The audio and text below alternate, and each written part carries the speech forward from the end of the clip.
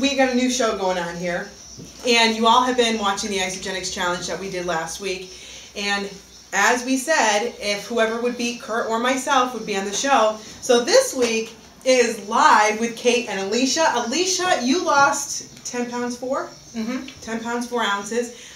She did beat Kurt, and I mean so did I, but we already knew that. So she's hosting the show with me. We've got a lot going on. So we got a lot in the news.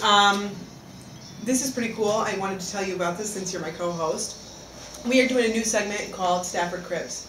So similar to MTV Cribs, I am going to be going to some of the nicest houses in Stafford Springs. I did one today, and that's why I was a little bit late. This was the home of Mike and Alex Pfeiffer. Now, for those of you who don't know them, they own the Seraph and Domus X, located in Sturbridge, Massachusetts. Their house is in Stafford Springs, and it's probably one of the nicest houses I have ever been into, and I've been in quite a few nice houses. So watch for that later on MyStaffordSprings.com. Here at Bravo's, starting Monday, November 7th, we are going to be having an all-you-can-eat pasta night, like a never-ending pasta ball, with soup, salad, and breadsticks. Choice of marinara, meat sauce, Alfredo, rose, and a red garlic, red pepper cream sauce. Only $7.95. It's a dine-in only. Also, Monday through Friday, 11 to 3, if you drop off your business card, you'll be entered in a drawing to win a $20 gift certificate, drawn every Saturday. So, and another thing, every Wednesday, the Rotary Club meets here at 6 p.m. So if you're interested in joining, come here at 6 and meet the Rotary Club. I got a couple little things in the news we're going to go over just really quick. But first, let's kick it up to Tocka. The weather has been a little bit funky, so let's see what Tocka has to say. Everybody, Tocka Champagne here with weather here in Stafford. As you can see, it's a dreary type day, cloudy. It's cold. It was 44 when I left the house about a half an hour ago.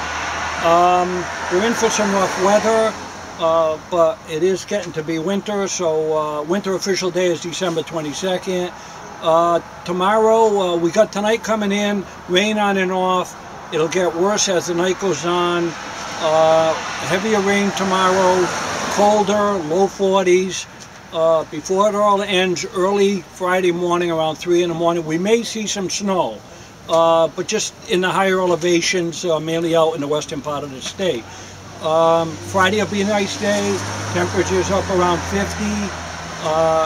Then sometime Friday night, going into Saturday, it's going to get really yucky. Cold, rain, a little bit of wind, and there's a possibility there's storm coming up the coast. Right now it's iffy. Are we going to get snow or not? If it goes out to sea, we will see no snow. If it comes inland, we could get some snow. So just keep an eye on the weather, your local weather, and look for it and see what it says. Sunday looks good right now, and Halloween Day, Monday, looks good. Temperature should be in the mid-50s. It'll be sunny for the kids. Tuesday looks sunny, and then we go from there. Just a few things, people out on Halloween, the kids, being nice and everything. You're driving, please, look out for the trick-or-treaters and be aware of them on the roads and that. If you're trick-or-treaters and the kids are out, make sure they're dressed properly, something on them that can be seen by drivers, and keep an eye on them that they don't bolt out in the road. Let's try to keep it a safe Halloween and have no injuries or anything. And I want to wish somebody a special happy birthday. Lisa Roberts, a friend of mine, a young 36 today, took the day off, and her husband and her kids are at some museum up in Springfield. So happy birthday, Lisa, and everybody stay safe and have a good weekend.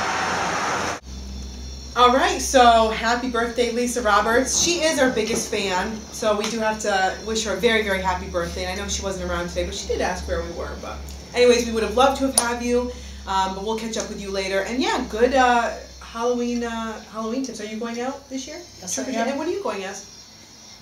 Oh, I don't know if it's even suitable for the Kate and Elisha show.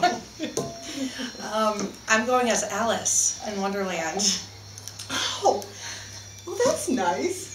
That's auditions for the Stafford Rotary Club, okay? And this is going to start Thursday, October 27th and Friday, October 28th, which is tomorrow and Friday. That's going to be at the Stafford High School Auditorium from 6 to 9 p.m. To apply to audition, you call Eileen Whitmarsh at 860-508-9757 or Kim at 851-9419. And your MCs for that night will be Kate and Kurt. Or maybe Elisha if Kurt doesn't step it up. Nicholas Chandler is going to be in the house actually tomorrow. That's October 27th at 7 p.m. And he is going to talk about historical guns which were manufactured in several towns in Connecticut, and Stafford being one of them. This is going to be at the Stafford Historical Society. Nicholas Chandler, be there. I will. Finally, Latin Meltdown. Thank you, Sherry Henderson. This is going to be at the Memorial Hospital, 201 Chestnut Hill Road, Stafford Springs, 10 per participant. You call Sherry at 306-1626. Okay. Yeah, that's my only way on the show this week, so I'm going to do the birthdays. A shout out to C-Team head football coach, Nate Julian. Doing a great job with those kids down there. They're 5 and 2. They'll be playing on Sunday as well, so come check that out. One of our fans, I already mentioned Lisa Roberts. Brian Minnick's going to be 39 years old. Wow. Walter Smith, Kevin Smith's Paradiso intern's father. And Jenna Sedlak's going to be 18 on the 29th. Her friend Sophie Mordaski, Bruce McKinney, Julie Lorenzetti, and Greg Burns.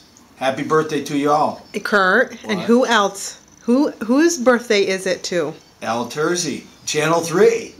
Eyewitness News. Eyewitness News.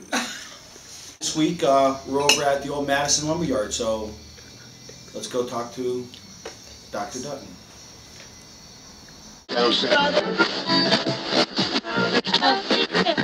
This is Orchid's Pond, and we're looking at part of the pond's dam. This, unusually, was stone the entire way. You can see a little lower part in the wall here. That was the spillway. That's where the water comes out of the pond and back into Middle River. Orchid's Pond merely dams up Middle River. And you can see perhaps in the far left where it goes all the way to the railroad tracks. And it's about half full because it's been lowered. And it's often much lower than this, sometimes as low as right down to the Middle River bed. If you see a stone in the foreground, the water is usually about that high when it's not being let go through the water turbine. As we saw in Glenville last week, this is the gate that took water to the old sawmill. The gate has been broken away. You can see the handle here that used to lower and raise the gate to take the water to the sawmill. I don't know if you can see down below, there's a pipe, just as in Glenville where the water is now leaving the pond. Here's the picture of the water turbine. It's been broken open and all the water is coming out of the pond and going down the raceway back to Middle River. You can see the water, the insides of the water turbine, which are rather interesting in the sense that the turbine itself that turns is on the left and has those little what are called gates. It almost looks like a water wheel, but the water goes through those. And you can see some of the gears that turn the pulleys. There's one on the left and you can't see the one on the right. And of course from the pulleys went belts that went up to the sawmill. So that if you ever saw, this is a Bradway water turbine put here and made by Charlie Bradway in West Stafford. But if you saw it, you would see nothing but a great big pipe. In other words, that would be entirely covered and you could never really see what was going on. Now when that is covered, the water goes out on a pipe pointed straight down. Perhaps you can see it down there where the water would go through the wheel to the left and over toward the pulley and down out into the raceway below. Water wheel was to control the holes that are in that water wheel and therefore the flow. And there was a centrifugal device above the water wheel normally, as well as a steering wheel device to turn those. And that kept the power and the motion of the wheel at a rather constant speed, which was impossible in the old wheels where the water came over it or under it, or sometimes through it. The sawmill, which doesn't exist anymore, was right in the spot here and over the water wheel. Whereas normally the water wheel was underneath any mill or sawmill that existed. Actually, there are very few sawmills that had a Bradway water wheel because that was something rather modern in the 19th century, but most every mill in Stafford had one. Now, back to our quiz show. Last week's winner was Orly Burke, and she gave the correct spelling was G-L-Y-N for Glenn. Why it's been changed to an E, I really don't know. Today's question is, what is the elevation, feet above sea level, of Orchid's Pond? Congratulations to Corley Burke. She won again, 2 weeks in a row. She knew the history thing.